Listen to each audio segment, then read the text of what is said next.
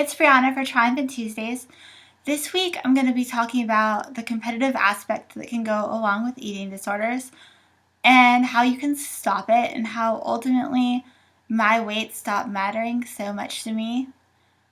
I was really competitive with my eating disorder, to be honest, so this video is a little hard for me to make because I'm going to have to be really honest, but I'm going to try. But it was a huge competition for me, like my eating disorder, and I'm going to try to explain why. I have cerebral palsy, so I was always kind of defined by my cerebral palsy, and I didn't like that very much. And when I was in ninth grade, my eating disorder started. I think I might have mentioned this, but for those of you that don't know, my eating disorder started in ninth grade because I skipped a meal at lunch at school to study for a test, and I suddenly liked how that made me feel. And I realized that I was really good at dieting, which sounds stupid because, like, why would anyone be good at dieting? But I was like, wow, I'm really good at this. Like, this is my thing. And it made me feel good about myself to be able to control what I ate. And it was the first thing that actually did make me feel good about myself. Like I said, I was always defined by my cerebral palsy and I was bullied a lot. So I never felt good about myself. So my eating disorder was the first thing that made me feel good about myself.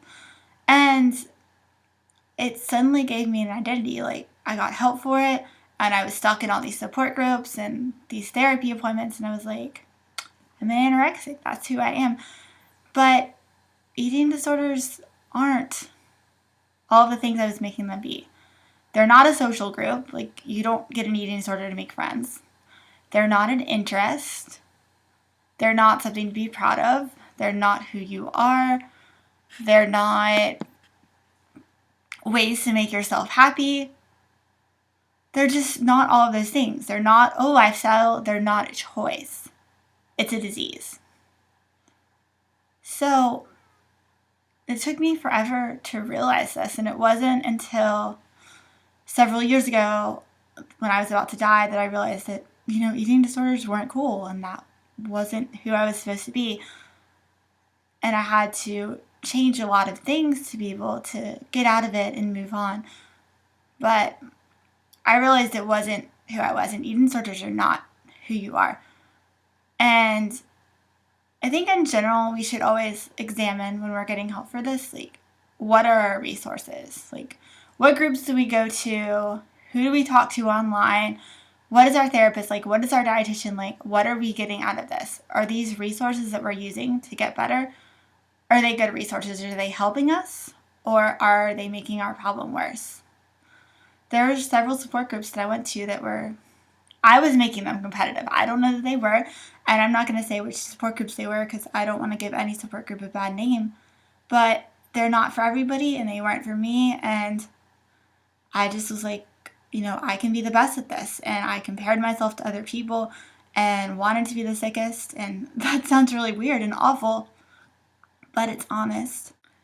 The internet was another huge trigger for me. I would log on at night and look at all these websites and compare myself to other people. And I would watch all these documentaries about eating disorders and read all these books. And that's another thing. It's like, how much of your life are you spending on eating disorders? Like, I know that they're all consuming and it's really hard to get them out of your head. I get that. I used to think about my eating disorder all day. And if you're at the point where you think of your eating disorder all day, like, I understand. But are you putting extra information into your brain? Like, if you're reading a book about eating disorders, do you really need to do that when it occupies your head 24 hours a day? I would say not.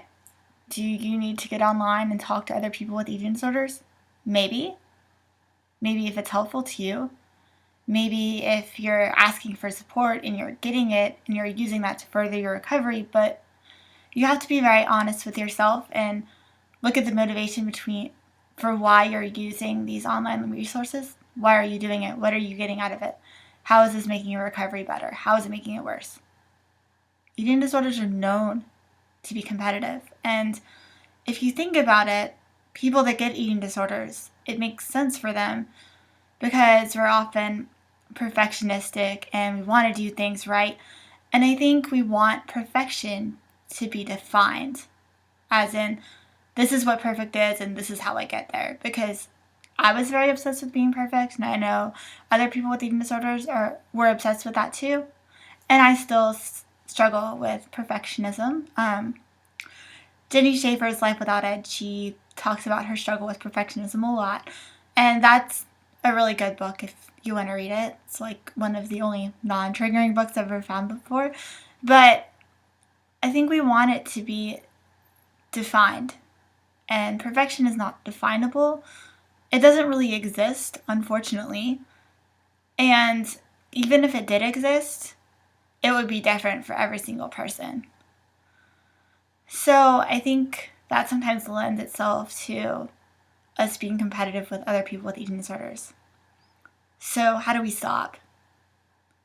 Maybe you're like me and maybe a support group isn't helpful, or maybe you're spending way too much time online, or maybe with your therapist you're talking too much about weight, or maybe with your dietitian you're going over food so much that you feel like it occupies your head and every single choice you make with food has to be perfect. It's a good idea to examine all these things and to talk to the people around you about it and talk to your treatment team about it.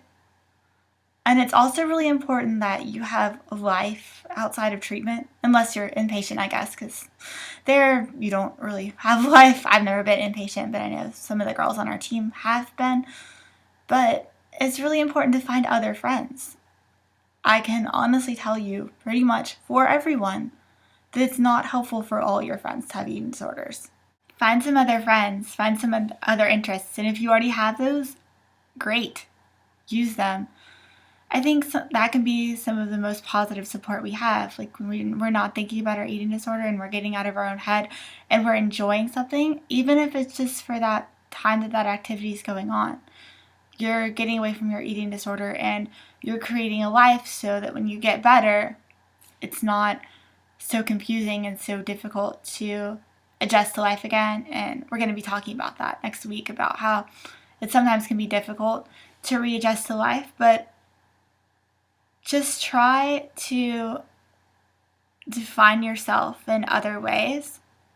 And I think that will help with the competitiveness. And as I said before, I had a huge problem with online. Huge problem. I don't want to go into it because it could be triggering to other people.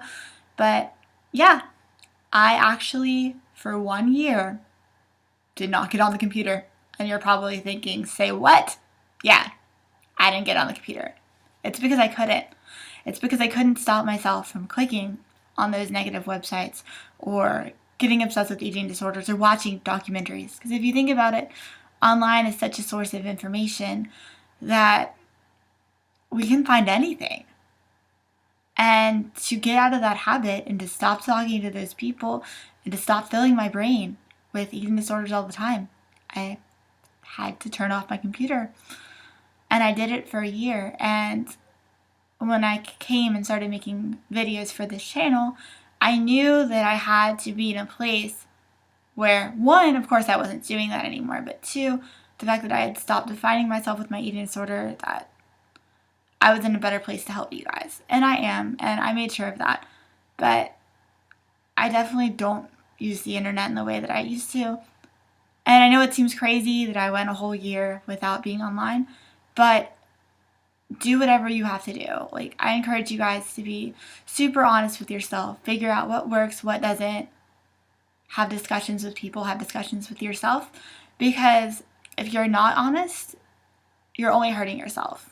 The truth might sound ugly and awful, but ultimately, if it's honest, it's good. So just examine all of your resources and realize that eating disorders are not who you are. There is a purpose to your life, and you will find it, but it's not to have an eating disorder, and it's not to be the best at eating disorders. And the last thought for this video is people want to know how my weight stopped mattering to me so much. And as I said before, I almost died because of my eating disorder. And so at that point, it became a black and white issue. It's a black and white issue anyway. Recover or die, fix your eating disorder, or live a miserable life. I stopped at that point trying to do my eating disorder perfectly, and I stopped thinking that it was a cool thing, and I stopped thinking that it defined me, because I realized I was going to lose my life if I didn't change.